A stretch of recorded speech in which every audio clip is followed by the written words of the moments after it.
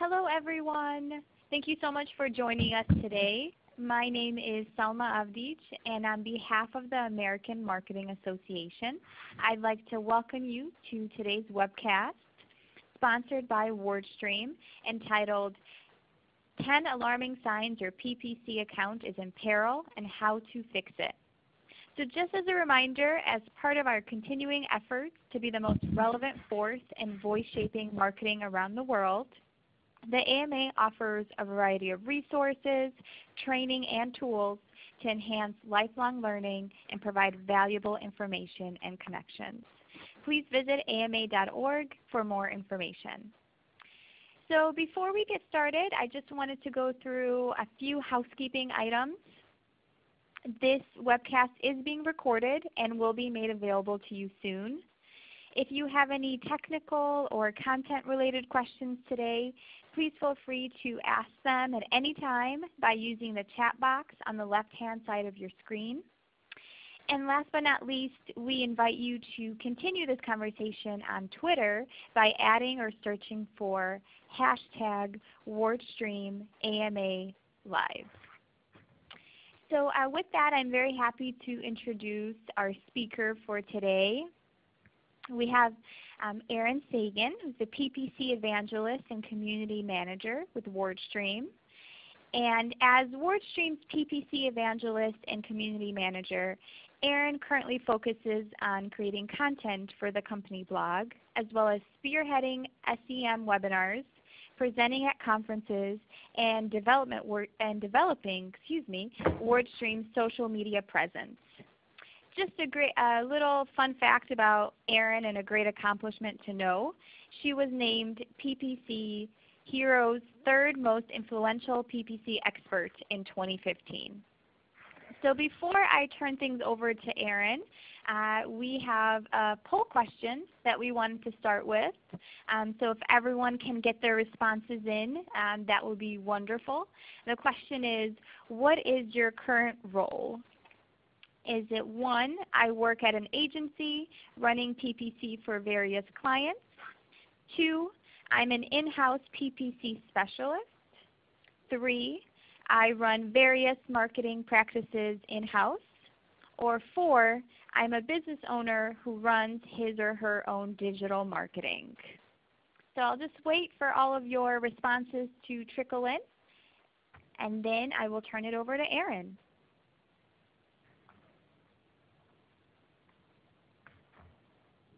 All right, just give a couple of seconds more. And there we go. And with that, I'm happy to turn things over to Erin to get us officially started.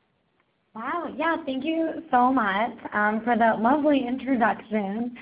This is really interesting, so I guess you guys can all see the results here. But it looks like the vast majority of you guys are running various marketing practices for your businesses. And I think this is honestly the perfect webinar for you, because as somebody who doesn't have a ton of time to devote to PPC, it's not your sole responsibility, it's not your sole job. It can be really, really hard to know when it's time to step back and really focus more on paid search. It's hard to know when it's time that your account is in trouble and you need to start diving in and allocating more time to it. So a lot of what I'm going to talk about today are those triggers or warning signs that you really need to get in, make some changes, or look outside for a little extra help. So moving on to the first slide, I think we can all agree, especially those of you who are in that position, it's really tough to diagnose problems in your own account. It's hard to have that frame of reference, right? Because you see your account all the time. You don't see other people's. So it's hard to know, if you're comparing yourself always against yourself, it's tough to know when you're struggling. So here at WordStream, we work with literally thousands of accounts. I've seen more paid search accounts than I ever wanted to.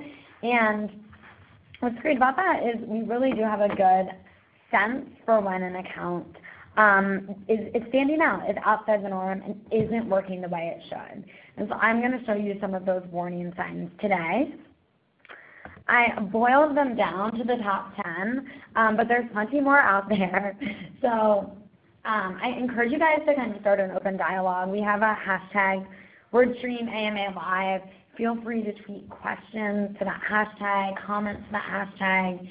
If there's other signs that you think that I'm not addressing that you want to dive in and talk about during the question and answer session, you can definitely and certainly add those in there. You can also tweet at me. My Twitter handle is really straightforward. It's at Erin Sagan. And I am like totally addicted to Twitter to the point where I have to leave my phone outside my room when I'm sleeping because I'll check it in the middle of the night.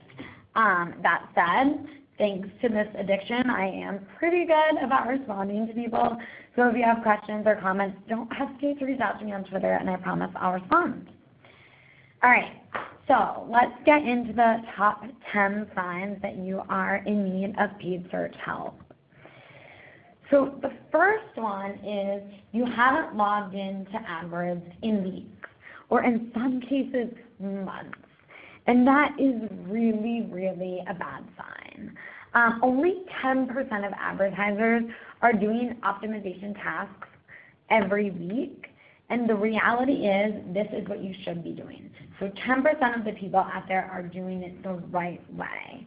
But it's impossible to ensure good performance in your account if you're not in it on a regular basis and you aren't acknowledging and identifying trends that are happening. Oh, there we go. And even worse, only 20% of account managers or 20% of account managers do nothing within a month. So that's really a warning sign to me. If you're not getting in there on a monthly basis at minimum, that's a pretty good sign that you're not going to have good performance, not identifying changes, problems, not taking advantage of all the new things that Google is offering to us. So I put a heart-shaped cookie breaking here because stats like this absolutely break my heart. The reality is it's not that hard to get into your account regularly. I think the reason so many people are hesitant to jump in is because they feel like they get taken on this like wild goose chase. You're going to hop in for a few minutes, and the next thing you know, you've been, struggling through your account for the last few hours. You've wasted all this time. I know AdWords can be a little bit of a nightmare to work in from time to time because it's not the most streamlined interface. So what I recommend is going in with a really strict schedule and plan. And that's 20 minutes a week. So 20 minutes a week for account optimization and cleanup. This isn't going to be your big build out. If you need to do build out, that's a whole other story. But you can, in 20 minutes a week, jump in, clean things up, optimize your account. In the WordStream software, we actually have a tool that does this for you. So we'll literally analyze your account, give you enough work that you can do it in 20 minutes and confidently walk away knowing that you kind of took care of the biggest problems in your account, you've identified them and addressed them. But even if you're not using a tool like ours, it's just having a process of going in, setting negative keywords, adjusting bids, adding new keywords, updating your ads, identifying ads that are underperforming and editing those. But those really basic, quick things, it's looking for the biggest problems and nixing them, and then looking for the best opportunity and taking advantage of it. And as overwhelming as this sometimes sounds, I guarantee you, you can boil this all down to about 20 minutes of work a week, and you absolutely should set aside the time. I had an advertiser who every Sunday night after she would like do her nails, put her TV show on, lay in bed before she headed into work the next day, spend 20 minutes cleaning up her account, and she swore by it. That was like her go-to method, and her account did really well because she had this regimen of getting in and taking care of it. So that brings me to alarming sign number 2, which is your account structure is a nightmare. And I see this so often. particularly in accounts that are not run by agencies or full-time paid search advertisers. When you don't have a ton of time to dedicate to paid search, and you're constantly just jumping in, editing things, but not focusing on that account structure, it's been passed down through a million different hands, and no one has maintained that same structure, it really does wreak havoc on your account. So yes, you may have inherited a messy account. You may have done it yourself, but the reality is you have to jump in and fix it now before it really gets unwieldy. And one of the biggest things I see is people who have the best of intentions. They're constantly adding brand new keywords to their account, which is what you should be doing. But the problem is they're taking all of those keywords and they're dumping them into the same ad group. And if you're dumping all of your keywords into the same ad group, eventually that ad group has keywords of varying themes and subjects. And the problem here is you only have one set of ads per ad group, right? You might have 3 or 4 ads per ad group, but they're going to have to serve all of those keywords. And what happens is you start to lose that string of relevancy. If you have a really broad set of keywords in an ad group, it's impossible to create ads that are super specific to those keywords. So either your ads don't line up with your keywords, or almost as worse, your ads are super broad and generic. So when you start to see, and this is an extreme example, but this particular client had groups with 196 keywords, and that's a suicide mission. There's no way you can make that work. So anytime you see ad groups that are 20 keywords or more, take a step back, open up the ad group, start to do some cleanup. First things first, cut the clutter. We see that people with the best of intentions, again, are adding tons and tons of keywords to their campaigns. That's great. A lot of those keywords get very little volume and not that many impressions. And if those keywords aren't delivering for you, if they're not bringing you good volume, good traffic, if they're not performing for you, eventually you need to call a spade, delete them from your account, just to clean up this mess, right? You're going to be less likely to jump into your account on a regular basis if it's totally disorganized, messy, and filled with tons of keywords that aren't yielding anything. So why not clean it up and make it easier to manage? And the same thing goes for ads. The vast majority of ads are not going to be your top performers. Identify the top performers. Of course, you always want to test them, but don't leave a ton of ads running in your account if they're not doing well. The other thing you want to think about is creating those super tiny, tightly knit ad groups. And the key here is really to create semantically related ad groups. I was working with a client the other day who sold baked goods. And she had an ad group for cakes. And as we started to look at it, I was like, yes, you could put all of your cakes in the same ad group. Or you could really dive deep and put all of your chocolate cake keywords in one ad group, and your red velvet cake keywords in one ad group, and your vanilla cake keywords in one ad group. And yes, it's going to be a little bit more work, but it's also going to make your account a gazillion times more efficient because you can send people to ads specifically for what they're looking for. Again, those are going to yield the higher click-through rates, and to very specific landing pages that are reflective of exactly what they're looking for. And that's really the name of the game in paid search, creating these small, tightly knit ad groups and really giving people the best experience possible. So as you start to clean your account, as you start to restructure your account, the kind of motto that should be going through your head is to create tightly knit, relevant, semantically related ad groups. All right, on to number 3.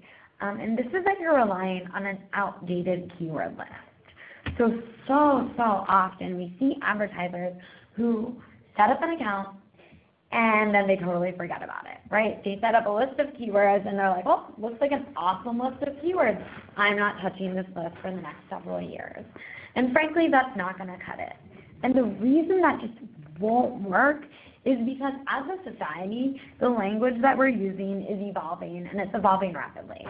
So according to Google, about 15% of search queries have never been searched for before, which is a pretty crazy stat because you're like, how is it even possible that people are coming up with all of these new combinations and new keyword terms or new search queries? But the reality is we are. And one of the biggest reasons we're seeing this of late is voice search is becoming increasingly more common. And with voice search, we see the types of queries people are searching for are a little bit different. Because when you speak, you search for something a lot differently than when you type.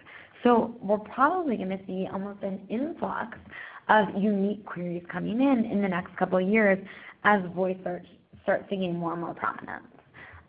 So as an advertiser, you need to be flexible here. You should always be adding new keywords.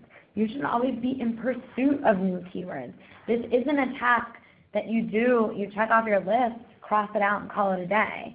It's something that is endless, an endless pursuit of new keywords that you should constantly be working on. And while that may sound daunting because you're like, oh, you know, how many chocolate cake keywords can one person come up with? There's actually a lot of great tools out there that can help you, plus your query stream. And so when I say query stream, that's the tool that we have here at WordStream, but it's very similar to an AdWords search query report. And that's my number one source that I go to for hidden gems. What that report offers you is every search query that users have typed into Google that has triggered your ad to show. Now, think about it. If you're advertising with like a lot of broad match keywords, or even phrase match keywords or modified broad, there are so many queries that don't match your actual keywords that are triggering your ads to display on the search. Don't you want to know what these people are looking for? I think it's really a quite amazing report because you get to understand linguistic changes that are happening in the marketplace, how people are searching for your goods, what they're searching for in association with your goods. Sometimes what they're searching for that is triggering your ad show that you don't want to continue showing for, but it's really going to give you this unique access into your searcher's mind and what they're looking for and how they're reacting to your ads when they do these particular searches. So this is a pretty amazing list, and what I recommend doing is just diving into this, maybe on a weekly basis. If you don't have a ton of volume in your account, you can probably build it down to a monthly basis. But jumping in, reviewing it, and you can take action directly from these reports to add these keywords to your account. A lot of them are going to be longer tail terms, which is great. Long tail terms are great because they're cheaper, but you really only want to be adding them if they give you a decent amount of volume. So here you can see the type of search volume that those particular long tails are getting for your existing users. So definitely a report that I recommend looking at, definitely one of the best things you can use to build out your account, and it's all right there for you. That's the best part. You don't even have to think. You just have to walk through this report and click a button a few times. So if you're bored of what you're doing or you have like a daunting task ahead of you and you need a quick breather, jump into your search query report and spend some time in here because it's a super easy task to carry out. All right, sign number 4. Your click-through rates are abysmal. And what I know this is kind of a tough thing because when I say, oh, your click-through rates are abysmal, you're like, well, what does abysmal mean? Like, you're only looking in your account for a few accounts. Like, it's tough to have that frame of reference. So here is a study that we did to help determine what a good click-through rate is.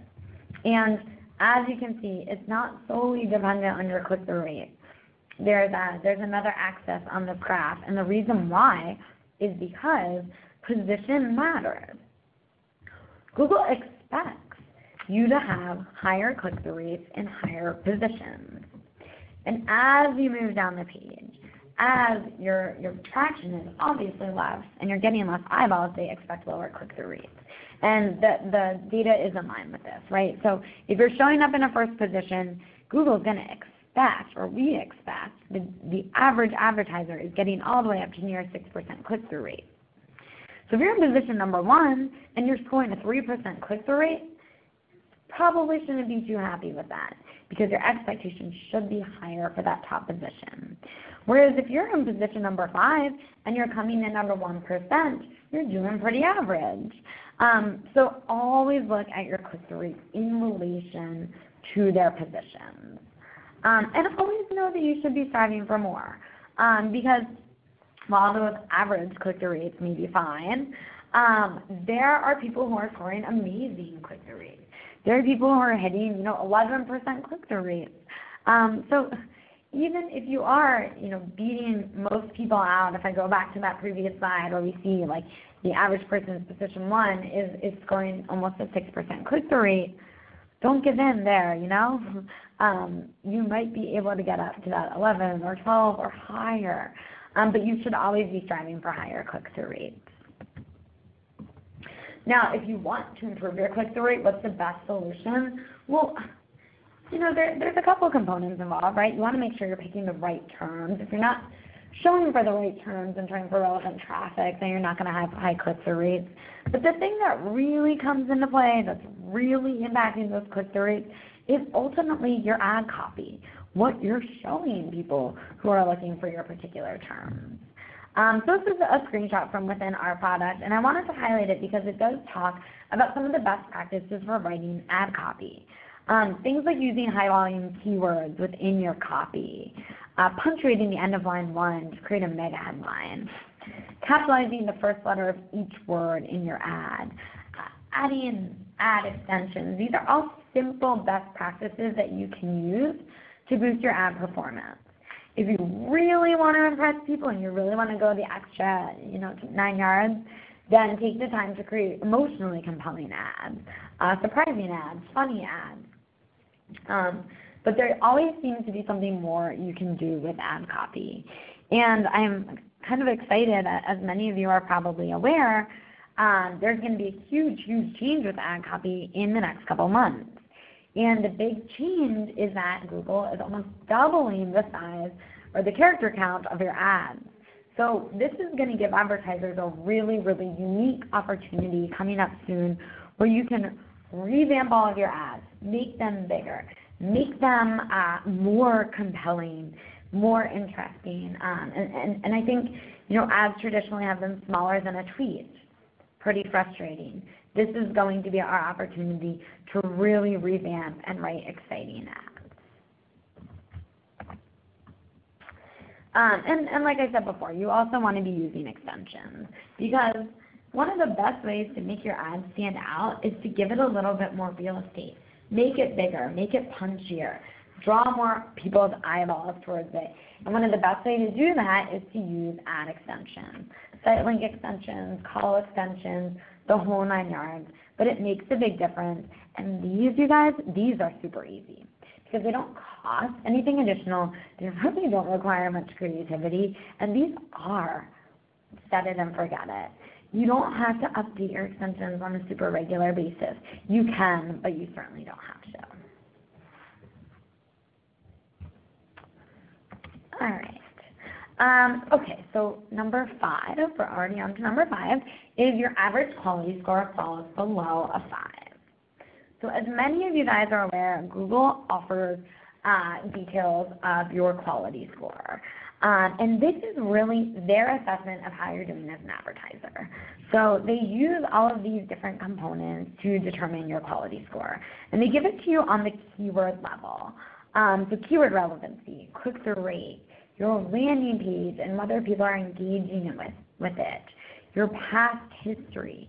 It's taking all of this information and boiling it into a quality score that's from a 1 to a 10. 1 being the worst, 10 being the best. You should always be striving for 10s. And the reason that they do this is because they want to be customer-centric.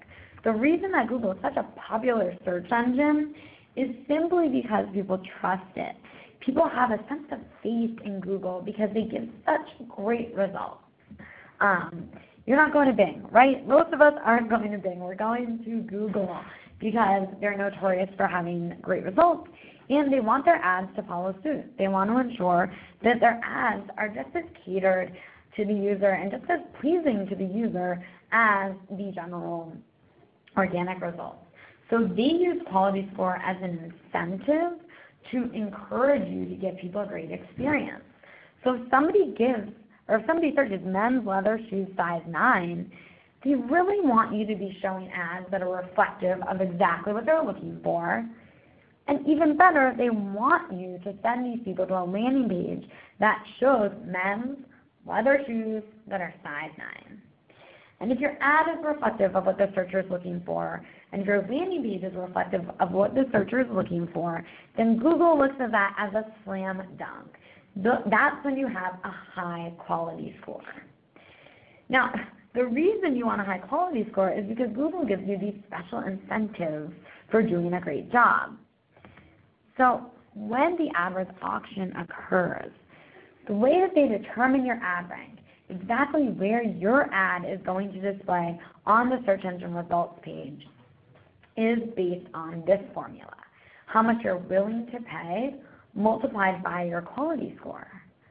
Meaning, even if you're not the richest guy on the block, if you do your job well and you create a really good account and give people a good experience, then you actually could still outrank somebody who's willing to spend a ton of money but isn't doing a great job with their account. So it's a great way to get ahead without spending a ton of money and really get the top positions on the page. And even better, that quality score is going to factor into how much you're paying. Because the way Google determines your price if someone clicks on your ad is they look at the ad rank of the person below you, divide it by your quality score, and then add a cent. So the higher your quality score is, the higher that denominator is, and ultimately the less you pay. So what it really all boils down to is that you're going to get a pretty cool discount if you have a high quality score. But if you have a low quality score and you're below that Google benchmark of 5, then you're actually going to pay more. You're getting kind of screwed over for not doing a great job. So it's a pretty brilliant formula because this is really Google's way to incent you to give people good material, and your way to compete with the big guys without throwing down a ton of money is to just work really hard on your quality scores. So if your quality scores aren't great, take the time to make them great. Great. Number 6 is you do not have a mobile-specific strategy. And lately I'm seeing this more and more. And the truth is advertisers can no longer afford to ignore mobile devices. I've seen too many people set negative 100% bid adjustments, hoping to effectively shut off mobile traffic. And that is one of the most dangerous things you can do as an AdWords account manager. And here's why. So take a look at this graph. I think this is really, really interesting. This is mapping out searches based on the device that they've occurred, search volume. So you can see for the longest time we were seeing a way higher volume of searches on desktop computers over mobile devices. In fact, back in 2011, it was a really stark difference. Most of us didn't have smartphones then or weren't comfortable using them, weren't doing a ton of searching. Now it's become incredibly commonplace. In fact, we see that more people are searching on mobile devices than they are on desktop computers. So we kind of hit that point of equilibrium in 2015. Now we're on to 2016. That mobile line is skyrocketing even faster than desktop ever did. And if you think about your own life, you'll probably find that this is true for you. I know I was surprised by this graph until I thought about my own behavior, and I realized, I use my phone to do searches when I'm in bed every morning. I do a search for what the weather is going to be. I do searches for the news. I get up, I get on the bus, and half the time I'm playing around on my phone my entire bus ride. Sure, I get to work and I'm using my phone less. The second I get home from work, back on the bus, using my phone. When I'm watching TV at night, my phone's in my hand, I'm doing searches. So the more I thought about my own behavior, the more I realized, like, my phone is almost always in my hand, and I'm almost always doing searches on my mobile device. And the rest of the world is too, according to this graph. So as an advertiser, you need to be cognizant of this. If you continue to just favor desktop, eventually your traffic is going to go down, and there's nothing you can do to avoid it. So the key here, adjust your mobile bids. Ensure that you are showing up on mobile devices. And this is going to be a different metric for everyone. What I'm saying is avoid that negative 100%. You still may have a decreased bid on mobile if you're not seeing great performance on mobile yet, but you need to be present on mobile, you need to be testing, you need to be optimizing for mobile. And if you're finding that you're behind on mobile and your bids just aren't sufficient, then you may even actually need to do what we're showing here, whereas increasing your mobile bid adjustment. But this should definitely be top of mind at this juncture in time. In addition to thinking about those mobile bids, you also need to be thinking about writing mobile-friendly ads. This is a setting in AdWords. You can create a mobile-preferred ad. With mobile-preferred ads, we do see people tend to use language that is specific to calling or specific to the context of the searcher. So, for example, saying results at your fingertips, deals at your fingertips. That's going to speak very subtly to that mobile searcher, acknowledging that they're in a different context than some of the other desktops. So the more customized you can make it, the better off you're going to be. So take the time to write those mobile-friendly ads. Don't just serve people your desktop ads. And finally, and maybe most critically, take the time to set up mobile landing pages. Far too many people bother to do this, and this can dramatically impact your success with mobile advertising. I mean, you can have mobile bid adjustments that are incredibly aggressive. You have amazing positions on mobile devices. You are seeing that people are responding to your ads. They're clicking through. You're paying money for all this mobile traffic, and you've done a great job of attaining the mobile traffic. But if you're sending somebody to a really crappy mobile landing page, then all of your hard work just went out the window. So you should have a mobile-friendly landing page. You should have a really streamlined, I love this example here. This lawyer makes it easy to call him, easy to fill out a form, and he has a very clean, streamlined approach to what he does. He shows you in very few words exactly what his philosophy is and what types of cases he handles. And this clean, straightforward, easy-to-use approach, it is exactly what we want to see on mobile devices. I don't want to see dumbed-down mobile landing pages. I don't want to see overly complicated mobile landing pages. You need to strike a balance, and I think this is just a great example of someone who really nailed that. So moving on to number 7, this is another big one. It is a big warning sign if no one is actually buying your products. And I think that goes without saying, but far too many people out there are not cognizant of how many customers are coming in through paid search. So it's really hard to justify spending money on your digital marketing if it's not yielding sales. If you're not seeing conversions flowing in, it's really tough to tell your boss, hey, I'm really confident that this account's working. I mean, they want to see the proof. So first things first, you absolutely need to be tracking conversions. I can't stress to you how important this is. It is impossible to know whether you're doing a good job. It is impossible to make smart optimization decisions within your account if you do not have conversion tracking set up. And it looks overwhelming and it looks scary, and most of us hate dealing with coding, and I totally understand and empathize with you because I can't read a lick of code. But I assure you that setting up conversion tracking is more simple than you think it is. And if you're struggling with it, there are plenty of sites out there that will give you really, really clear instructions on how to do it. Here at WordStream, we actually set it up for any of our clients who need help doing it, and we do it for free. Why do we do it? Because we believe it is so important that we're willing to do it for all of our clients for free. And I think that just really proves how critical we believe it is. So you should absolutely be taking time to set up your conversion tracking. And for those of you who are receiving phone calls, you should also be tracking them. So I had a plumber client ages ago, and the only thing he was tracking was form fills on his website.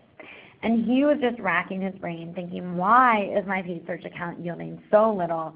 I'm seeing tons and tons of volume coming in. Everyone's looking for their freaking toilets and showers to get fixed. They're seeing my ads. They're clicking on my ads, and they're not converting. So few people are converting. Well, how many of you guys have ever needed a plumber and clicked through to their site and then filled out a form? Pretty few, right? If you need a plumber, you're not like, oh, hey, my toilet's overflowing, leaving you this like quick message, please get back to me when you have a chance on their website. You're calling them and saying, hey, get back over here, I really need you, my toilet's overflowing.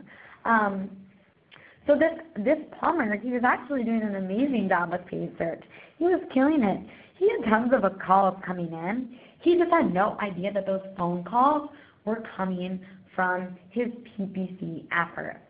So what we did is we set up keyword level call tracking. You can do this in AdWords. It's a little bit complicated, but it's definitely worth your while if you're getting a lot of phone calls. Here at WordStream, we have a really simple call tracking tool that we will help you set up. And what it does is it tracks all the way down to the keyword, helping you understand exactly which keywords that people searched on have yielded phone calls, either from call extensions, from clicking through your ad and calling from your landing page, or click to call. So this is a really cool tool, and not only will we show you what keywords are yielding calls, we'll also record those calls for you and all the information associated with them, which is really nice because you can actually assess the value of those calls. So as an advertiser, if you know that no one is converting in your account, steps 1 and 2 are just ensure that your conversion tracking and your call tracking is set up and working. If you have all of that set up, then it's time to look at your landing pages. Your landing pages are really responsible for bringing in those conversions. You're paying to bring people to your site. You want to send them to a really beautiful landing page that's reflective of what they're looking for and is easy to convert off of. This one over here is such an eyesore. You know, they have a form, they have phone numbers all over the place, they have a million different offers. It's like, I feel like I'm going to have a seizure, like I'm physically uncomfortable looking at it. And I'm certainly not going to convert off of it because I can barely figure out what I want to be doing. This is not the landing page you want to be using. There are so many good examples of landing pages out there. If you feel like your landing page is maybe struggling, take some time, look on our blog, look on Unbounce's blog. You can see a ton of great examples. We also have a tool in our software that will help build them for you. But the key is to create really relevant, specific, clean, beautiful, streamlined landing pages.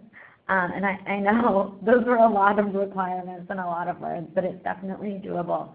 And there's a lot of great examples out there that you can certainly follow. All right, moving right along up to number 8. This is a big one. You're not conducting any experiments. So no risk equals no reward, and I really believe this is true. When it comes to AdWords, there's so many new features out there, so many cool new features that you can be taking advantage of. So for example, like on our blog, you see we put a ton out there. Recently, Google announced a bunch of cool new features. They did this big summit where they made these things available. This was a big one, customer match targeting. There's all these new things that are finally coming out of beta, and you should stay on top of these and be implementing them in your account. Now, they're not always going to pan out for you, and I understand that that's a risk, but it's a risk that you should be willing to take. And as long as you're cautious about how much budget you're putting toward these riskier options, you're going to be safe. So I had a friend who works in an agency, and he refuses to work with any clients that will not allocate 10 to 15% of their budget to let him run experiments. The key is knowing when to turn your experiment off. But if you're not running those experiments, you can't. It's impossible. If you're just doing the run-of-the-mill thing that everybody else is doing, it's impossible to be that like unicorn account that is doing incredibly well. Now, if you are a little more bashful and nervous to run those, or your boss is not such a fan of your experiments, let other people be the guinea pigs, right? Like, keep an eye on these new things coming out in the market and give them a shot once somebody else has said, hey, this worked for me, or this didn't work for me and I would have done it differently. But there is a lot of great agencies out there trying these new things left and right. Here at WordStream, we get early access to betas through Google, and we test every single one of them. Some work, some don't work, but we usually publish our findings on our blog. So take a look at what other people are doing, let them be the guinea pig, and then follow suit if it's working well. All right, wrapping up shortly at number 9, you never read the news. If you never read the news and you're a paid search manager, I know it's hard, but shame on you. And the reason I say that is because PPC is this perpetually evolving industry. I've been in it for 5 years, and I practically feel like a dinosaur. Like, I feel like I've had to unlearn half the things I learned when I started because it has changed so significantly and so rapidly. And I'll take you through a little walk down memory lane. Anybody remember 2000, year 2000? This is what our SERP looked like. Pretty painful. There's a little ad there on the right-hand side, right? Looks totally different than our ads today. AdWords was a totally different beast then. We move forward. This is 8 years flash forward, and ads still look different, right? They're in that little yellow box. I'm seeing no ad extensions. Totally different experience. Still had the right rail. Here's January 2016. I'll point out something really big here, right? We have the right rail on that right-hand side and only 3 ads at the top of the page. And nowadays, we have a totally different SERP, right? We're seeing 3 to 4 ads at the top and a really streamlined approach. Nothing on the right-hand side. Guys, it is evolving so rapidly. And it's only getting more complex. If you're not on top of it, if you don't stay on top of these changes, paid search will outgrow you. So you really need to stay on top of it. And it's a matter of following the AdWords blog, staying on top of Twitter. I love news aggregators like Feedly and Twitter. That's how I keep up with the paid search news. But you have to have some sort of program in place to stay on top of it. And if you don't, I highly recommend asking somebody for help. So here we have a team of consultants, and our customers love the consultants because they keep up on the news for them. They don't have to be reading this every day because they can rely on the consultant to let them know when something big that's going to impact them is happening. So you either need to make the commitment to stay on top of the news yourself, or you need to find somebody who can help you do it. And then finally, alarming sign number 10 is that you're solely relying on Google's optimization recommendations. Fun fact, I moonlight as a bartender and a waitress. And if there's one incredibly valuable lesson I've learned in this trade that I've been in for far too long, is the upselling, the need for upselling. Like, I will never sell anybody a margarita. I'm going to sell them a margarita with top shelf liquor and like strawberry syrup and the whole 9 yards and maybe a baby Corona on top.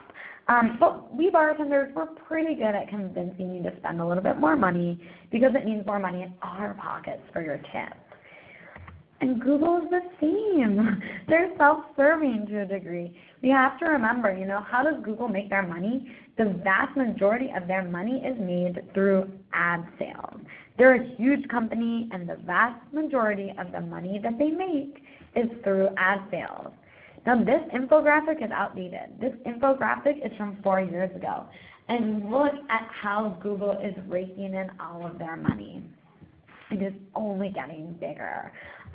So, of course, Google is going to make recommendations that are sometimes beneficial for you, but almost always beneficial for them.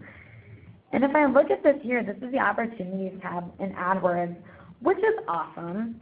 but oftentimes you end up spending more once you use this opportunities tab. And that's fine if you're reaping good performance. It's fine if you have amazing landing pages that are bringing you tons of conversions, but you don't want to spend more if the rest of the machine isn't well-oiled and working. So just keep this in mind. Take all of Google's recommendations with a grain of salt before you dive in and accept all of them. And my recommendation is either take the time to analyze the account on your own to make your ultimate decision, or turn to a third party for help. And WordStream is great because we actually do provide that help. We obviously we work with Google, we work with Bing. We don't make more money if you spend more money. We want our clients to be successful, and we want them to cut their spend and get more out of it. So we have a set of tools that are not too different than Google's Opportunities tab, but they're going to be much less biased and with the advertiser in mind. So check out, there's tons of third-party tools out there that are awesome. Obviously, this one's my favorite, but this will really help you make good decisions in your account. So those are my top 10 alarming signs I would recommend keeping an eye out for. Totally happy to answer any of your guys' questions. We have about, it looks like 10 minutes left. So I will turn it over. I know that we've been curating questions. So I don't know if we want to start walking through those. Yeah. We have some great questions that came in, Erin, so I'll just get started for you. First one from an audience participant. Do you have any tips and tricks to help me attain high-quality scores? Absolutely. Quality score is really tricky because Google doesn't give you a really in-depth breakdown of why you have said quality score. So a lot of people are like sitting at home tearing out their hair being like, why did I get this quality score and how do I fix it? What we see is one of the biggest indicators or one of the biggest components of quality score is your click-through rate. So to get higher click-through rates, think about having those tightly knit ad groups. Think about really focusing on setting negatives to ensure you're only showing up for the right types of searches, and ensure that your ad copy is super, super specific to what people are looking for. So if they're looking for something and your ad copy is truly reflective of that, they're more likely to click on it, again giving you a higher click-through rate and ultimately giving you a higher quality score. Another thing you want to think about is landing page experience. That's another component of quality score. If people are getting to your landing pages and then they're heading right away from them because they're not seeing what they want, that's going to really ding up your quality score. But if you can create engaging landing pages where people are actually interacting, Google is going to recognize that, know that you're giving people a good experience because they're sticking around, and ultimately reward you with that higher quality score. And my last kind of tip, and this is a little bit more specific, don't avoid branded terms. Branded terms are amazing. They yield such great quality scores because they are super relevant. And yes, you aren't solely going to use branded terms in your account, that's for sure. But it certainly helps if you're using them because your new quality scores assigned to new keywords are based off historical performance in the account.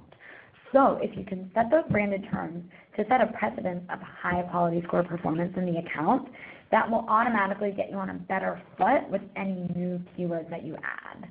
Of course, you absolutely want to continue by giving people a great experience with all of the new keywords that you add. But that's like a quick way to kind of boost your chances of having high quality scores. Great, Erin. Thank you for that insight. So another question for you. I don't have any mobile landing pages. Does that mean I should set my mobile bid adjustments to 100%? You probably mean negative 100%, and absolutely, yes. Absolutely not. I think that's like I understand the mindset, and I understand why that's tempting to do. I see people do it all the time. They're like, well, I have crappy landing pages, so why should I spend money on paid search bringing people to my crappy landing pages? Like, shouldn't I wait until my landing pages are better? And yes, The logic there is very sound. You don't want to send people to poor landing pages. You should absolutely be taking the time and spending the resources to improve your mobile landing pages. However, there is a way that you can still usher in mobile traffic and kind of get around the landing page hump, and that's through Google's call-only campaigns. So instead of setting that negative 100% bid adjustment and giving up on mobile altogether, hop in and take the time to set up a call-only campaign. What that's going to do is your ad will not show a link to your mobile landing page. Instead, it'll only give people the opportunity to call you.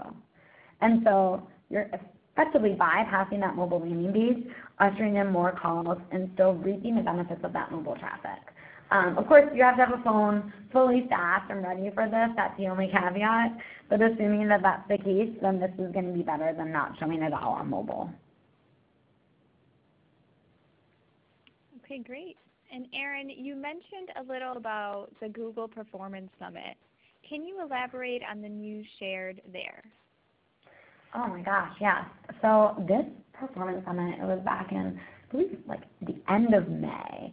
And basically a Google product manager got up in front of all of us and let us know what's to come in AdWords. And there were some really big takeaways. They're revamping the AdWords interface, which is huge. They're going to make it more prescriptive and easier transition from mobile to desktop. It certainly isn't going to come out for a while, but they did give everybody a sneak preview of what it's going to look like. So that was pretty exciting. They announced that they would be allowing people to set bid modifiers for all devices. That was a big thing for a long time. People were very upset when enhanced campaigns came out because you can no longer set specific bids for desktops and tablets. You were automatically showing on those devices and then could set a modifier for mobile. So everyone kind of freaked out. We complained for a couple of years. Google finally came back and said, all right, fine, you guys win. And they're giving us back control over each of those bids. So that's huge. And then I would say the third most exciting change that was released at the summit was the new expanded text ads, which I mentioned quickly earlier. But essentially our text ads that we're allowed to write are going to essentially double in size, which is huge. Not just because you can convey more information to the searcher. It's really going to make our ads look a lot more like organic listings, which is great because it will hopefully get more traction. And also, it's just going to be a big undertaking. It's something that everyone should be aware of because it's going to be a lot of work to update these ads. And although it will be good in the long run, you definitely want to start prepping them now so you're ready when Google comes out with these new offerings. Sure, thank you again. Another question for you. Do AdWords favor older campaigns over new ones? Does campaign longevity matter? That's such a great question. So no. Ultimately, no. What they favor is good performance. That said, a brand new campaign sometimes doesn't do as well because Google's waiting for it to garner good performance. And they need enough performance to really know, like they need statistically significant information to understand that it's truly doing well. So sometimes a new campaign will take a little longer to perform well. It will take a little longer to get good quality scores.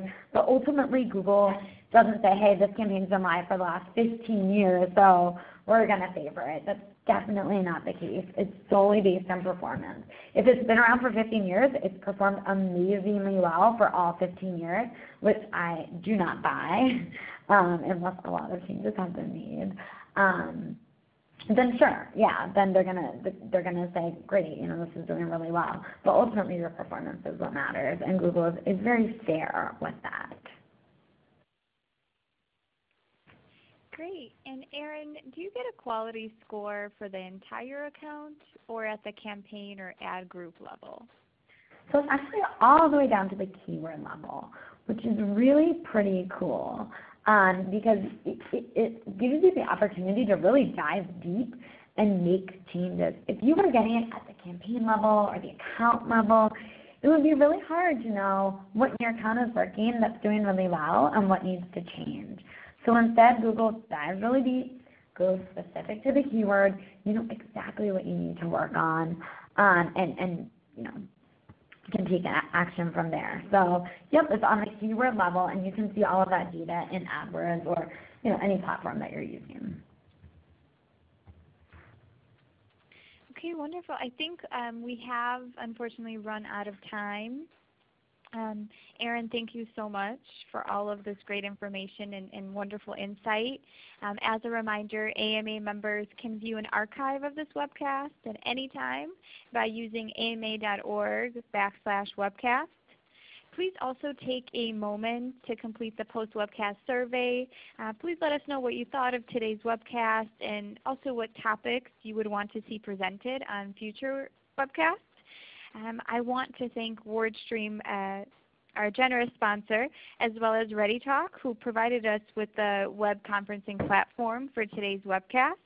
If you'd like to learn more about ReadyTalk and their services, please feel free to visit readytalk.com/AMA. And last but not least, we really want to thank you, our wonderful audience, for your participation. And just want to remind you to join the AMA for our weekly Thought Leader webcast. This does end our presentation for today. Thank you so much, and enjoy the rest of your day. Thank you.